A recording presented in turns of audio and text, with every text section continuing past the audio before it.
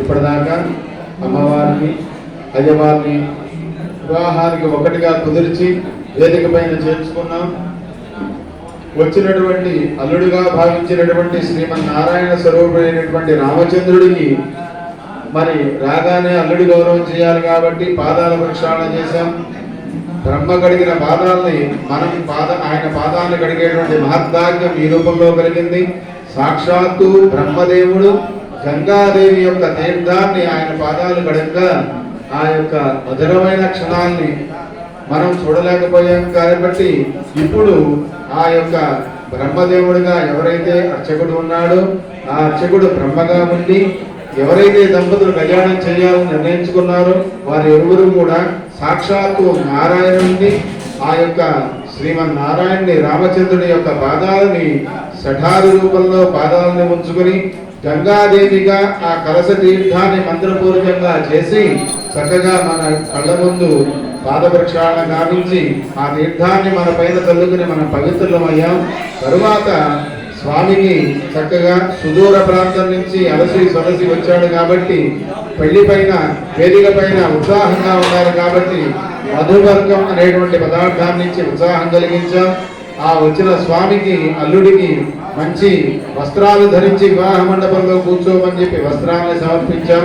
తర్వాత వారి ఇరువురికి కూడా మనం కన్యాదానం చేసే సమయం ఆసన్నమైంది కాబట్టి ఈ యొక్క మహాసంకల్పాన్ని పఠించి మహాసంకల్ప పూర్వకంగా కన్యాదానం చేశా.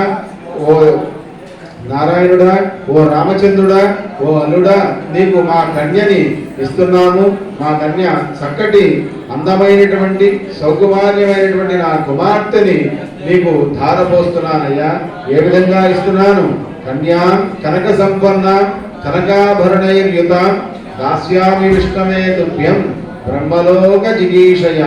కన్యాం కనక సంపన్న సమస్తమైనటువంటి ఆభరణాలు సౌభాగ్యాలు అన్నీ కూడా నిండి ఉన్నటువంటి పరిపూర్ణమైనటువంటి వ్యక్తిత్వం కలిగిన పరిపూర్ణమైనటువంటి సంపదను ఐశ్వర్యం కలిగినటువంటి నా కుమార్తెని ఇన్నాళ్ళుగా చక్కగా మరి అల్లారుముద్దుగా పెంచుకున్నటువంటి ఆమెని నీకు ధారపోస్తున్నానయ్యా.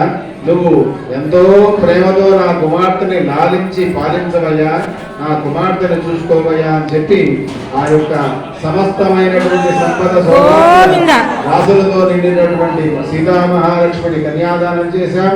కన్యాదానం తర్వాత వీరికి సుముహూర్తం అనేటువంటిది నిర్ణయించి ఈ సుముహూర్త కాలంలో ఇరువురు దంపతులు కనుక జీలకర్ర బెల్లాన్ని శిరస్సు పైన ధరించి ఏకకాలంలో ఒకరి కళ్ళలో ఒకరు చూసుకుంటే ఆ యొక్క శుభముహూర్తమైనటువంటి సమయంలో వారు చూసేటువంటి దృష్టితో ఇరువురికి కూడా మనసులో గట్టిపడి వారి బంధం బలపడుతుంది అని దానికి ప్రతీకగా జీలకర్ర బెల్లాన్ని విడదీయలేనటువంటి బంధమైనటువంటి జీలకర్ర బెల్లాన్ని ఇరువురి శిరస్సు పైన ఉంచి వారి ఇరువురికి చూపులు కూడా మనస్సుని తాకే విధంగా ఆ మనస్సు యొక్క బంధం బలపడే విధంగా సుముహూర్తాన్ని నిర్ణయించి అప్పుడు అమ్మవారికి మంచి అందమైనటువంటి పట్టు చీరని సమర్పించి ఆమెను కూడా అలంకరింపజేసి మాంగళ్య ధారణ కోసమై ఎదురు చూస్తున్నటువంటి సమయం కోసం మాంగళ్య పూజను నిర్వహించాం.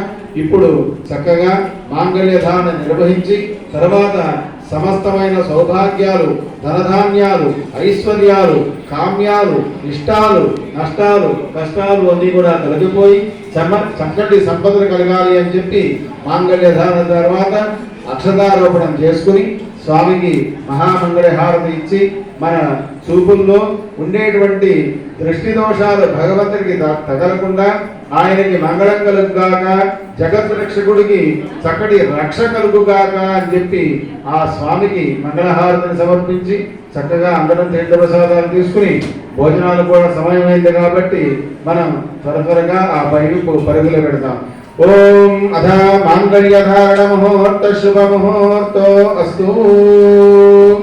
ఓం అందరూ కూడా చెప్పండి. మాంగళ్యం తంతున అనేన లోకరక్షక హేతున కంఠే బధ్నామి శుభగే సాజీవ శరదాం శతం. ఓం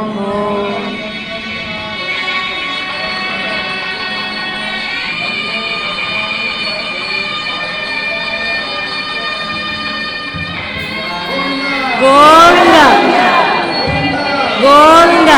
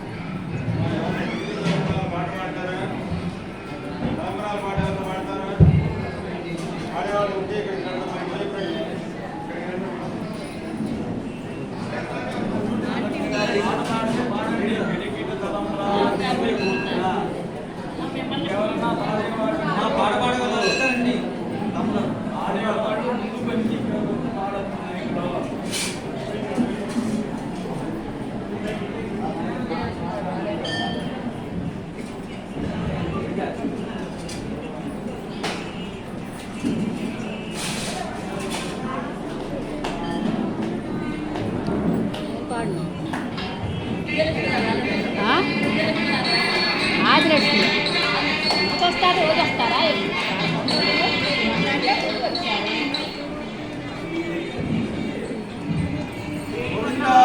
గోవింద గోవింద గోవింద